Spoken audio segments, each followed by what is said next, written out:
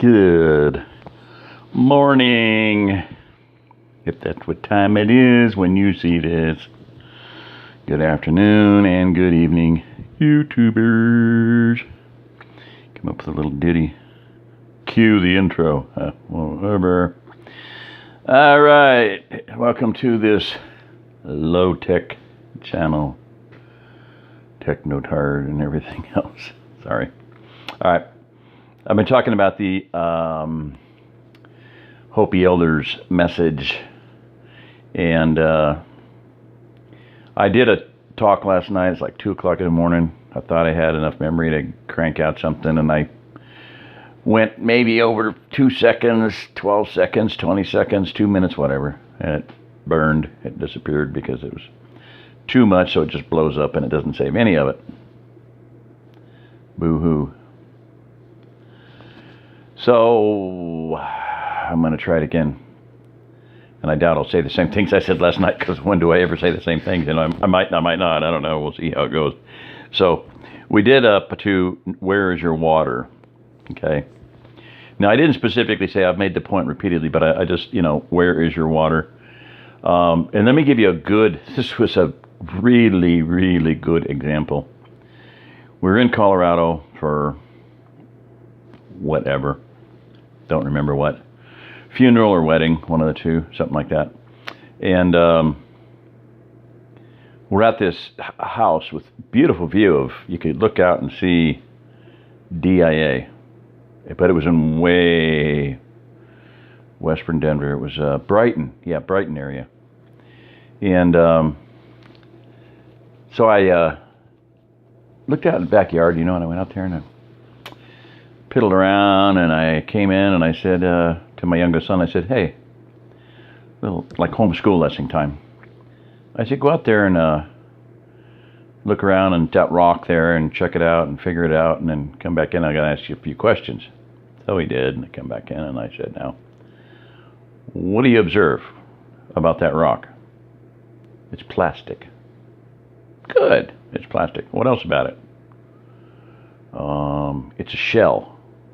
Okay, it's a shell. It's an outside shell that it didn't even look like a rock. You could tell it was plastic. It's a plastic rock. It's a cheap imitation of the real thing. It doesn't weigh anything. It's not real. It's a shell, meaning it's hollow. It's a facade. And I said, well, what's under that rock? It looks like some water controlling stuff. I said, yeah. It was the control system for the sprinkler and whatnot, out in the middle of the yard, under a big, phony plastic rock. And I said, you realize what that means, And he pretty well knew. Colorado is, like California, there's no water, One time, in a matter of, a week or so, Fort Lupton, or Weld County, shut down 400 farmers' wells so that they could give the water to the cities, because that's where their money came from. Well, their food comes from the ground, and you need water to produce it, so they killed 400 farms. Onion capital, potato capital of Colorado, onion capital basically of the country. But anyway, so turnip beats all those crops. So they, so you have a phony rock with its hollow, an imitation, a facade, that where your water is controlled from, which is also phony, hollow, a facade. It's not really there. In other words, if something happens to the power, if something happens to whatever, you have no water. The lawns burn up, you die of thirst, dysentery, cholera, because you can't keep things clean. Trash service shuts down. You've got rats the size of rodents of unusual size, ROUS. I've told the story before. A friend of mine, this was like before 97. It was about 1995. Okay, guy was in somewhere close to downtown Denver, meat packing plant. There's a lot of them, several of them down there. And middle of the day, he said it was like noon. And he gets out of his truck to go across the street, and there's this huge brown, like Norwegian wharf rat. I mean, like 3 feet long, in the middle of the street. And it's like, looks at him and he goes like, oh shit, you know. So he reaches in the truck and gets a baseball bat and turns toward it, and it did not back down. You know, it hissed at him, bared its fangs, and I'll tell you, he went way around it. You know, because to him, it was a deadly threat. To it, he was lunch.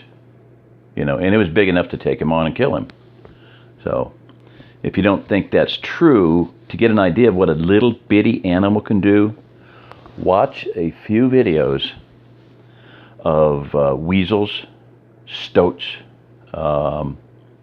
minks, and if you really want to be grossed out, I mean, there's some minks do some insane things. You know, they'll take on a eagle. There was a mink in a zoo attacking 2 eagles in the middle of the day. The guy said if it had been in the middle of the night, would have had 2 dead eagles if it wanted to. Little bitty critter this big attack, and eagles are like, they can kill a wolf, a deer, a human, and carry them off. Some of them are that big. There's videos of them. Don't take my word for it. Don't tell me I'm full of shit, because they do. In Russia, they train eagles to kill deer. There's one of a huge eagle throwing sheep off a cliff, just picking them up, dropping them, picking them up, dropping them. So, Wolverine against a big reindeer. That's like, it's like, just, you don't even want to watch it. It's like, just, it's creepy. The thing is like a little, it's like they're like a little devil, you know. I mean, anyway. So, water is critical. If you don't have water, you don't have health, you don't have food, you don't have anything. And pretty much most of the country is on a phony, plastic, hollow facade of a delivery system of water. Water does not come out of a tap. It does not come out of a fire hydrant. It does not come out of a hose. You know, it comes from the sky. It comes from the ground. It comes from a well. And 80%, you can say it for the 900th time, 80% of the drinking water in this country comes from fluoridated, chlorinated, dumbing down water that's been flushed 3 times, and it had drugs flushed into it, and it had both legal prescription and illegal drugs. And water has memory. It's been electrocuted, it's been whatever, you know, it's been poisoned multiple times. 80% of the water, drinking water that you drink in the Ozark Plateau, is from private wells that comes from an aquifer, clean water, or from spring water. Okay, so where's your water? Very, very, very important. So none of that I said last night. I don't know if I said it in the one before this. If I did, sorry. Okay, know your garden. This is something that's going to be critical. You got to have water. Where is your water? Do you know where your water comes from? If you don't,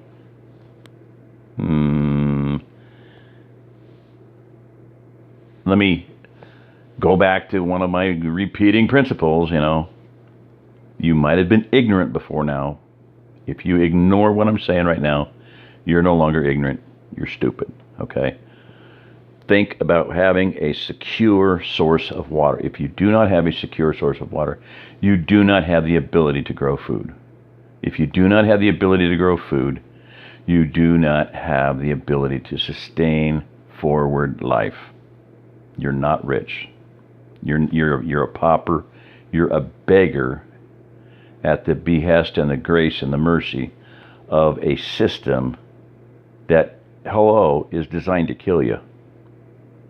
Read the Georgia Guidestones, listen to Bill Gates, listen to Jacques Cousteau, listen to, you know, all of the talking heads. They want to whack 90% of the population. It's not conspiracy. They state it plainly. That is what they're out to do. So, if you were ignorant of that before I said that, you know, you were ignorant. Now, if you ignore it, you're stupid. So, just deal with it. Either deal with your stupidity or just stick your head back in the sand. And as Forrest Gump said, no, actually it was, oh man, Terry Cook, the implantable microchip, big book on it, and I heard him speak, and he just hammered and hammered and hammered. It was like I was a nail, you were a nail, and he's got a really big hammer, framing hammer, and he's like bam, bam, bam, bam, implantable microchip. But he said this, and I'm going to say it like Forrest Gump was saying it. You can stick your head in between the ties of the railroad track, and you won't see the train coming, but your butt is still going to get run over.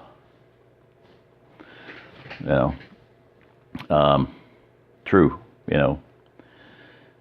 Turn the water up a little bit at a time, and you boil the frog. You throw a frog in a pot of boiling water, he jumps out.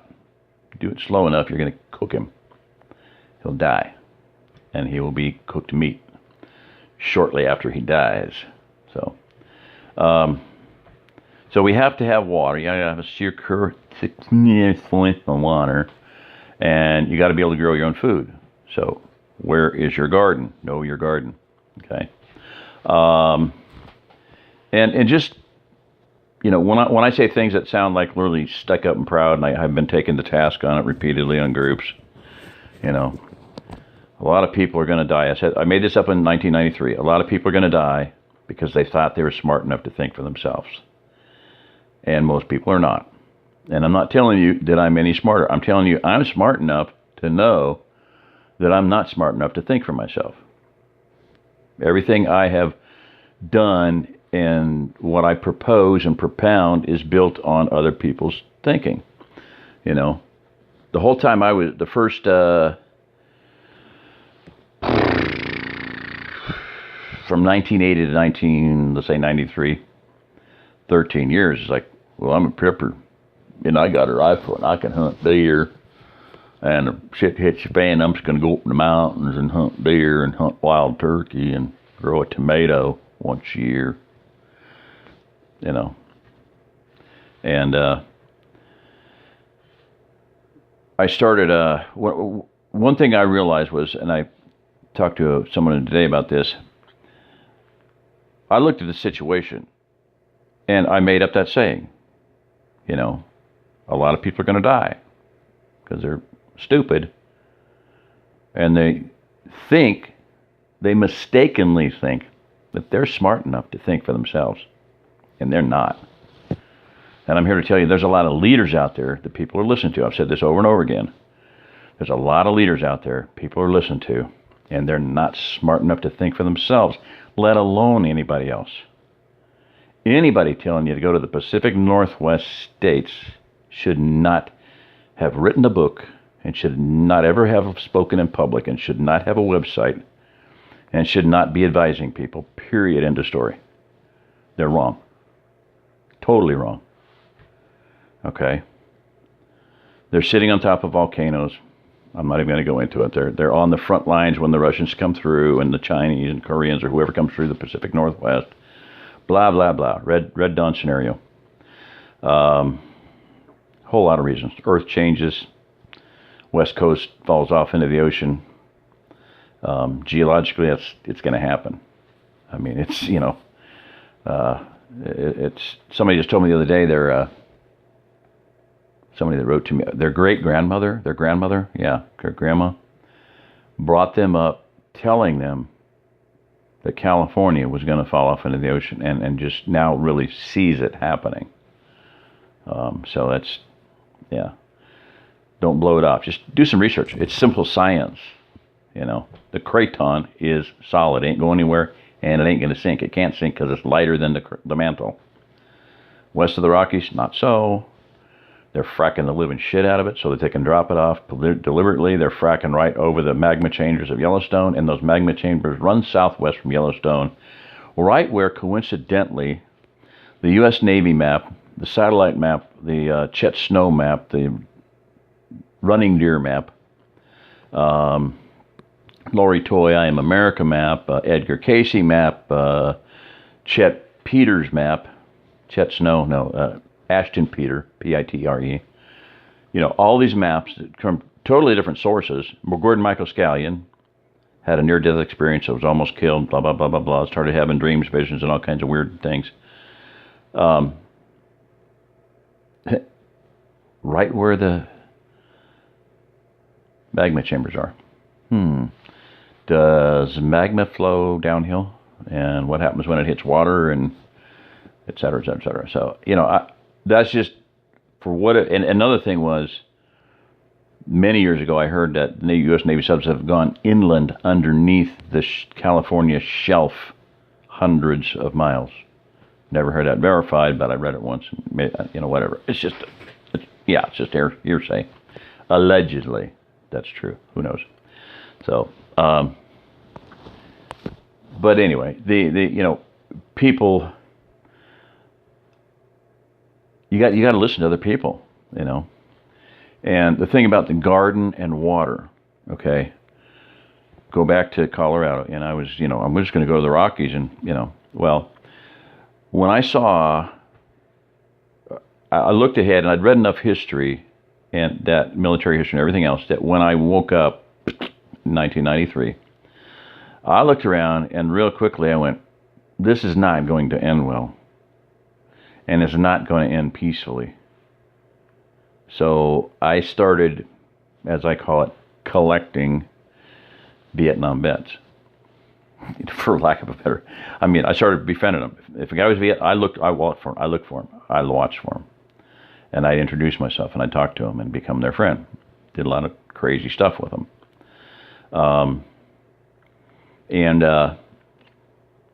The one that I became friends with, it was our ticket out of Denver. I prayed for an angel driving a white semi, and what I got was a drunken, alcoholic Vietnam vet, 3 tours in Vietnam as a Green Beret, and the only thing I've ever been good at in life is killing people. There's days when I wake up, and every muscle in my body is like steel. And I'm in a black rage, and if I see anybody, I'll kill them. So I stay in my room.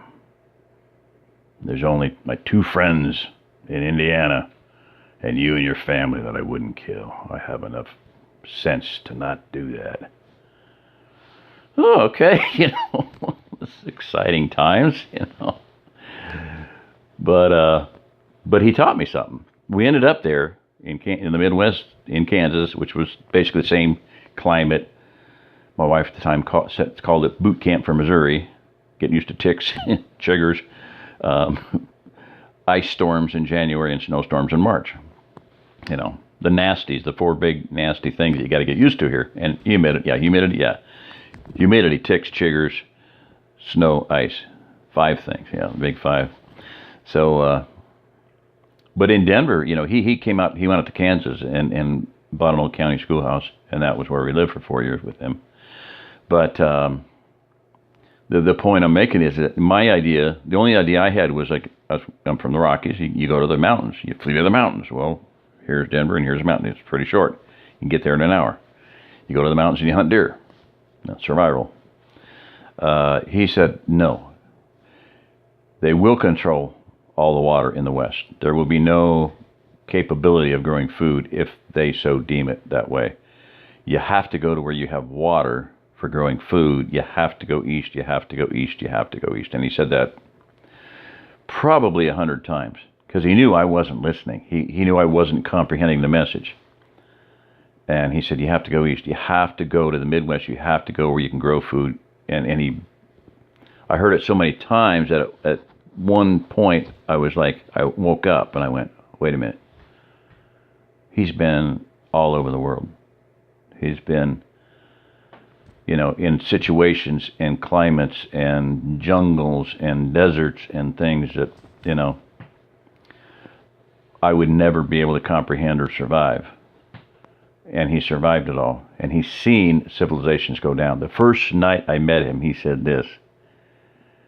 He said, Jerry, we could sit here until the sun comes up and not be able to name or even remember all the free republics that our country has destroyed. He said, that flag up there in the corner was given to me by a 12-year-old boy. It belonged to a free republic. We were in there training people to fight communism. And we knew what they were going to do because we'd seen it before. We were going to get them all armed and pull out all support and have them all killed. He said that flag belonged to the Free Republic of Khmer. The Pol Pot regime, 3 million dead in 3 months. He said, we did that. We tried to adopt that boy and get him out, but we weren't there. Plausible deniability. So that made me think, he knows something about survival of civilizations, and he's serious, and he's telling me all this for a reason. So I finally listened. So, and a lot of what I learned from other people. So that's my point. You've got to be able to put your own pride aside. Put your pride aside. P-Y. Put your P-Y, I'm tired. P-Y-P-A. P-Y-P-A. P-B-A. Put your pride aside. M-A-T-A. My advice, take advice. I'm trying to give that to sister down in Louisiana. Not listening. I hope she will. People are going to die because they're stupid. And they're not going to listen. Somebody just did recently. Dead. Didn't listen. Didn't want advice. Didn't take advice. Didn't want to listen to my advice. Didn't want to play community. Just wanted to play for themselves. Dead. So, sad, but dead. No reason for it. No excuse for it. There's a reason for it, but there's no excuse. So, very sad. Grieves me, Another awesome woman sold her condo in downtown Dallas. Hey, if you're out there, call me. Let me know you're still alive, but I'm probably talking to, spirit, angels, whatever. Let me know. I don't think she's out there. Disappeared. Phone number, gone. Email, gone. Don't listen to advice. It's costly. Really costly. And that's going to happen. And we're seeing that in Lights Out more and more. I just wrote that one of the comments, somebody said something, and I said, about asking questions. Lammy pie, yeah. It's going to get increasingly more numerous, more extreme, and more costly situations, scenarios, mistakes. You make a mistake, you do stupid. In normal life, you can maybe break the rules. 2 or 3 of the rules are stupid. Mostly when you break, I would say most times when you break all 4 rules are stupid. Something happens bad. Go shit to the fan. Living in a world with no rule of law. Everybody's out for themselves. Every man did that which was right in his own eyes. They're gonna, the thin veneer of somebody who wants to rape only and kill only and even cannibalism or whatever. The thin veneer of I don't want to go to jail because they're trying to maintain a normal job or trying to maintain a facade of a normal life. You take away that little thing called law and fear of police and fear of being arrested and fear of being public ridicule, they can go whole hog and do whatever they want. So when that time comes, breaking 1 rule of stupid might get you killed. Breaking 2, you got a higher chance of getting killed. You break 3 rules of stupid, you break 4, you're probably toast. So, and if you don't know what I've talked about it before, and I got this from John Correa.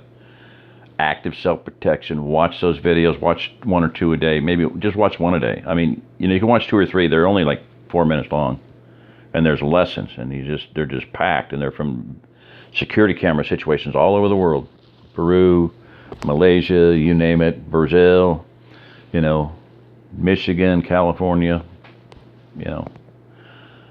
The rules are stupid. Don't go to stupid places where there's stupid people and do stupid things at stupid times. Okay? Watch it. You know, good videos on, I don't know, throw it in there in the comments, Jersey, the gray man, that video. Put the link there. Copy and paste it and put it there. If you don't know how to copy and paste it, JFGI and find out. Or if you don't know how to paste it, look on YouTube. How do you copy and paste, you know? What I do is I do, well, like I'm sending it, send it to myself, to my email, and then just copy and paste it from the email. Make sure there's some black in there, not all purple. You can't just put the link, because then it won't do it. You put hello, I usually go blah, blah, blah, or whatever. Just put a couple of letters, and that way you can hold on that, copy it, and send it. But anyway, the idea of the gray man, be invisible. You know, don't attract any attention to yourself. You know, like wear dull colors, don't wear bright yellow. You know, if you're a woman with blonde hair, you might think about, you know, dyeing it brunette. Really nice color for a woman.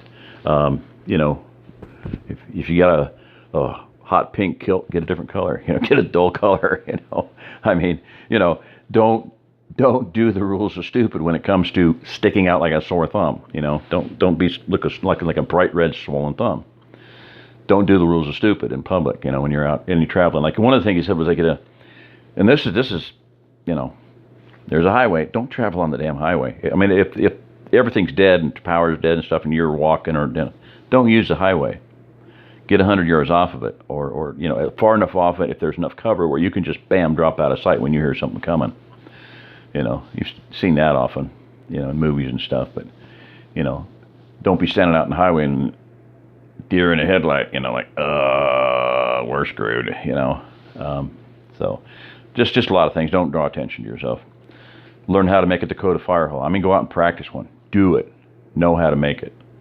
Because you can have a pretty much smokeless fire, no visible flame, and still cook your food. Okay? So, and when you're done, guess what? You just dump the dirt on it. They can't feel it because it's covered with a foot. You know, you have the dirt there.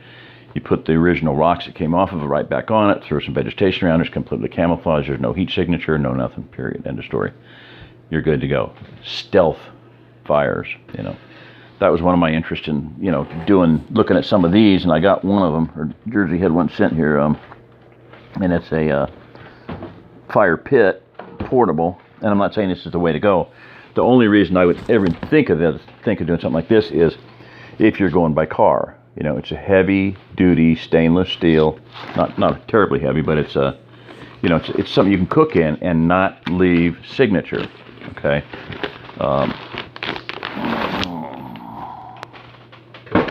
So it comes in a, well, you know, and this is it's done pretty nice. It's a Ziploc baggie. You know, it's in a Ziploc baggie, and then it's got a heavy canvas case. And it would be nice if it was just a case with a handle on it, you know. But it's designed to stick in a backpack or whatever. So I'm not gonna take it out any more than that. But it's a nice rig. It's not something you're gonna backpack. It's too much weight. You know, listen to that. It hit the chair. You know, it is heavy. It's a car thing, and that's the only thing I was looking at for, is a car thing. Even if I was going on a wheel, you know, if you had a good cart, you know, you can haul 200 pounds in a, you know, one of the two-wheeler or single-wheel carts. It would be too much weight. A small rocket, you know, gasifier or something like that would be better. Something that you can use to cook on, heat water, sterilize stuff, and not leave a trace. So that's one thing that, you know, you should consider. But you've got to consider, how am I going to do this? You know, that would be okay to take in a car, but if you got to go second stage and take the cart, then you don't take it. You know, you just bury it somewhere, and if you ever get back, you get it. You know, stash it, whatever, or leave it for the next person coming along. You know, what the heck, you know. So we're not making any headway on this thing whatsoever. Know your garden. One line, that's ridiculous. And it's almost 30 minutes, and I might be over already. So I'm going to call this one good. This is Jerry Diamond. If you're listening to this, you are the remnant. Boy, this thing is like cockeyed, man. There we go, a little bit better. All right. I don't know. I'm just, trying to get some stuff out there. See ya.